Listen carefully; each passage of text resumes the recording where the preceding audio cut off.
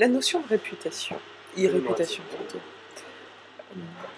elle nous ramène en fait, déjà on va enlever le «i», on va parler de réputation. La réputation, ça n'a rien de nouveau, c'est l'ensemble des avis, des opinions, des dires, sur une personne, une organisation, un service, un produit, ça peut être sur beaucoup de choses. Généralement, c'est lié à quelque chose de factuel, une action, un comportement, une posture. Et la réputation, c'est le phénomène en fait, du bouche à oreille, le fait qu'une information en fait, circule. Pour qu'une réputation se construise, il faut que cette information circule à suffisamment longtemps. Donc, il faut quand même une certaine durée, il faut une certaine masse, après ça dépend aussi pour quel type d'impact. Et que l'information, petit à petit, gagne, on va dire, une forme de conscience collective. Alors, mais laquelle? Parce que la réputation, elle peut être professionnelle, elle peut être dans un cadre, je dirais, familial et social, on va dire. Et puis, je ne sais pas, elle peut se limiter, on va dire, à un espace d'une ville, d'un village, d'une profession. Voilà. Seulement, les limites sont fragiles, parce que, on dit il n'y a que des montagnes qui ne se rencontrent pas. Mais avant, surtout dans la notion de réputation, il fallait que les personnes qui se connaissent et qui ont des informations à partager puissent les croiser. Or, la différence avec le web, c'est que ces personnes-là en fait, se croisent beaucoup plus facilement. C'est que le bouche à oreille, finalement, il prend un aspect qui soit différent du bouche à oreille de type oral, puisqu'il devient écrit, il devient image, il devient vidéo, et qu'il s'inscrit dans le temps. À cela, la rumeur, elle peut être positive, elle peut être négative, positive sur la base même de choses négatives, puisque le fait, la réputation, c'est le fait que l'on parle de vous par rapport à quelque chose que vous avez fait. Donc après, c'est quel est l'impact sociétal que cette réputation va avoir. La grande question, elle est là. L'impact peut aller directement sur le nom de la marque, peut aller sur le service, peut aller sur le produit ou sur la personne. Et c'est difficilement des fois dissociable, tout cela. Mais il y a un certain nombre de sphères à établir. Donc pour cela, la réputation, savoir si on a quelque chose à théoriser, c'est assez complexe, parce qu'on va vous dire, finalement, ce qui détermine aujourd'hui la réputation, c'est quand même le fait que les publications et les traces restent, on va dire, gravées sur Internet et qu'ils s'ajoutent au même niveau quasiment de vos propres publications sur vous. Vous allez construire votre identité numérique, vous allez construire votre identité de marque en tant qu'entreprise, de marque personnelle, et les éléments que les autres vont alimenter par des publications vont s'ajouter en fait à votre identité et vont donc complémenter, vont compléter tout cela. Alors qu'avant, vous pouviez tout à fait, je vais prendre un exemple bateau, mais vous subissiez par exemple une réputation par exemple, négative dans votre ville, vous pouvez fermer votre maison, la vendre, changer de ville, changer de pays et puis reconstruire une vie. Ce qui n'est plus du tout pareil, on va dire, sur le web, puisque votre passé vous poursuit. Alors, ça c'est le côté négatif, comme il peut y avoir le côté aussi positif. Dans les deux cas, aujourd'hui quand on parle d'irréputation, on parle principalement de la réputation professionnelle. À savoir l'impact sur son business, l'impact sur son profil professionnel, dit profil de carrière. Est-ce que ça va m'empêcher d'être recruté ou d'être chassé, d'avoir une promotion, ou est-ce que ça va plutôt m'aider ou pas à être embauché, détecté comme étant un talent. Dans tous les cas, donc l'irréputation doit se construire. Et il n'y a pas qu'une seule méthode. Oui, on peut mettre en place un processus qui va dire d'abord de définir quelle est sa stratégie, ce qu'on veut, ça c'est dans une situation un petit peu idéale. Tout dépend de là où on commence. C'est-à-dire que là, vous avez des personnes aujourd'hui qui n'ont pas d'identité numérique, qui n'ont pas de traces, on va dire, encore sur Internet, ont besoin de construire leur identité et ensuite de construire aussi leur réputation. Vous avez d'autres personnes qui aujourd'hui ont quelques éléments sur Internet, qui d'ailleurs n'ont parfois pas été publiés par eux, c'est un peu à leur demande, des fois ils le découvrent dernièrement. Ça leur fait plus ou moins plaisir. Souvent quand c'est du passé, ça fait moyennement plaisir parce qu'on se dit ça n'a rien à voir avec ce que je fais aujourd'hui, ça risque de me desservir. Donc là, on se pose forcément dans un autre processus de travail. Vous avez ceux pour qui, là, il y a vraiment une identité qui a été construite. Là, ça va être toute votre génération.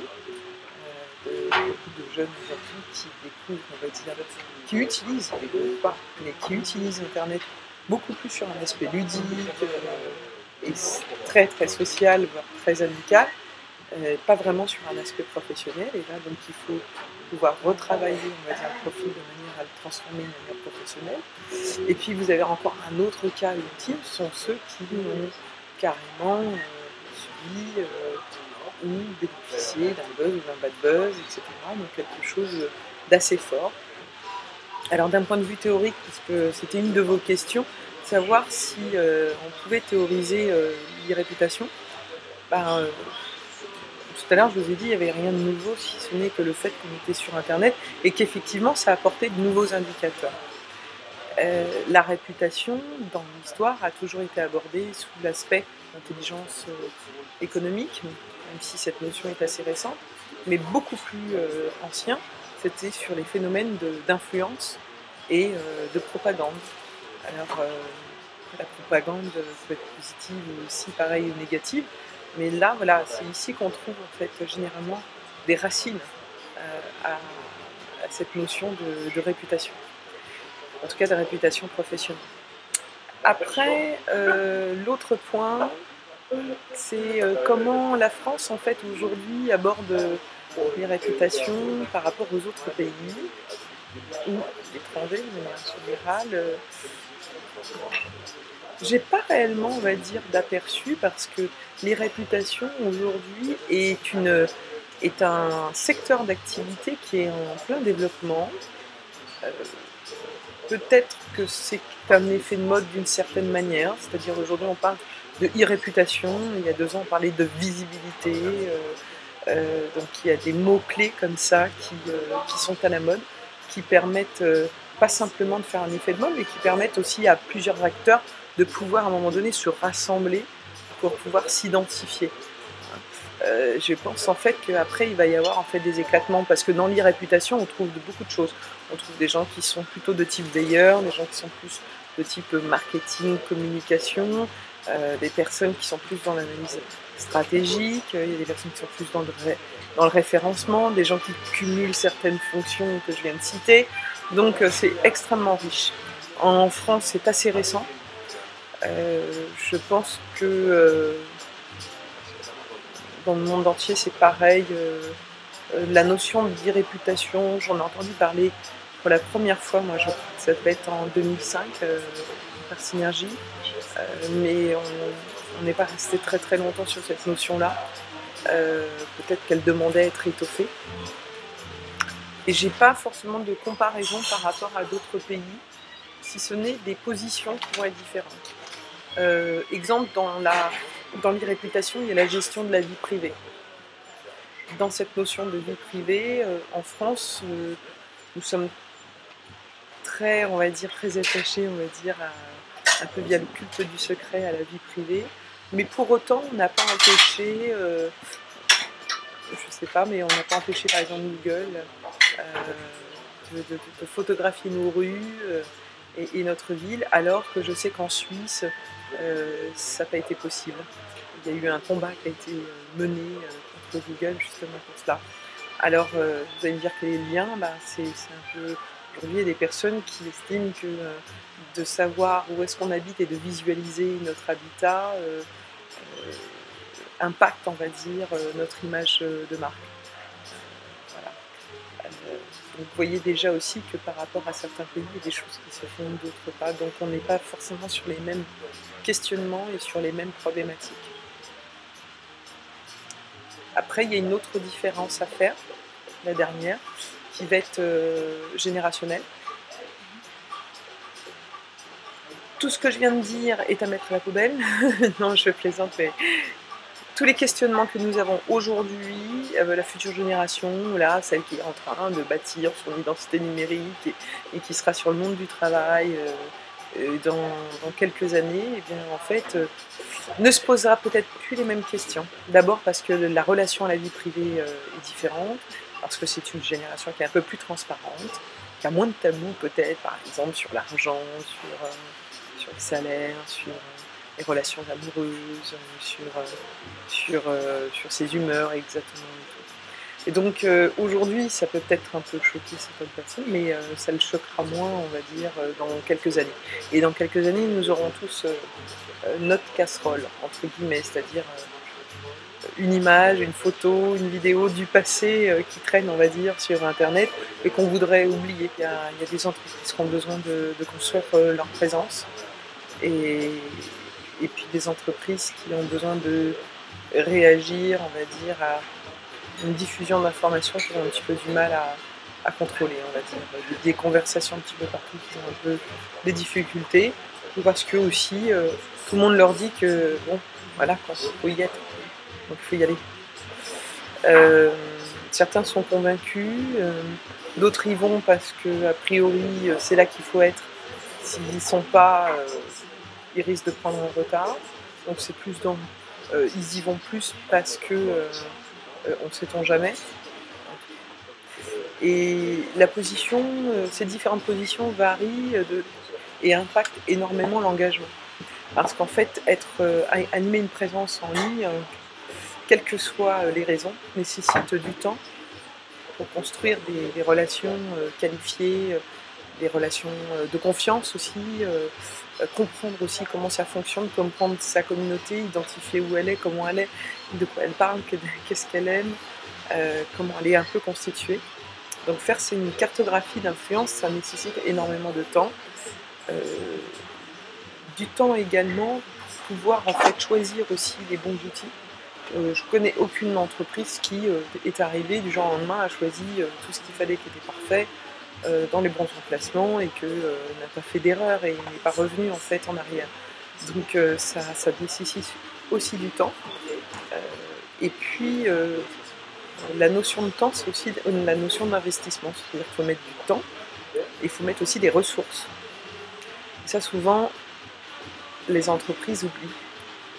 On pense qu'il suffit d'établir une stratégie, d'adjoindre cette fonction à l'équipe com ou l'équipe marketing qui était déjà en place, ou au webmaster, il va très bien savoir faire ça, alors que pas du tout, quoi. C'est pas qu'il sait pas le faire, et probablement qu'il sait le faire, mais en attendant, s'il a déjà une fonction, il faut savoir que celle-ci, c'en est une nouvelle et qui doit être réalisée créativement à plein temps. Après, ça dépend évidemment de la taille de l'entreprise, mais on ne peut pas y être à moitié sur les réseaux. Je dirais presque comme quand on veut développer son entreprise, par exemple sur un marché africain ou oriental d'une manière générale, on sait très très bien qu'il faut y aller, qu'il faut rencontrer les personnes, qu'il faut prendre le temps, et que c'est comme ça qu'on fait en fait un développement à l'étranger. Et bien sur les réseaux c'est pareil, il faut y aller, il faut s'installer, il faut commencer à dialoguer, à connaître les personnes, et on ne fait pas du buzz en pensant parce que je vais produire du contenu. Ça c'est encore un élément important de cette notion de temps et d'engagement, c'est qu'il va falloir aussi produire du contenu, et ça se fait pas par magie non plus, ça. Et produire du contenu, ça veut dire pouvoir le partager, le diffuser, mais accueillir aussi celui qui vient des autres. Parce qu'il faut savoir être dans une notion de gagnant-gagnant. Alors évidemment, après, tout dépend du nom de la marque. Quand on a une marque qui est déjà connue, on a déjà la moitié du travail, plus de la moitié du travail qui est fait. Quand on a une marque qui n'est pas connue, pour la faire connaître, il n'y a qu'une identité humaine qui peut y contribuer. donc en étant dans la conversation, dans la présence assez régulière.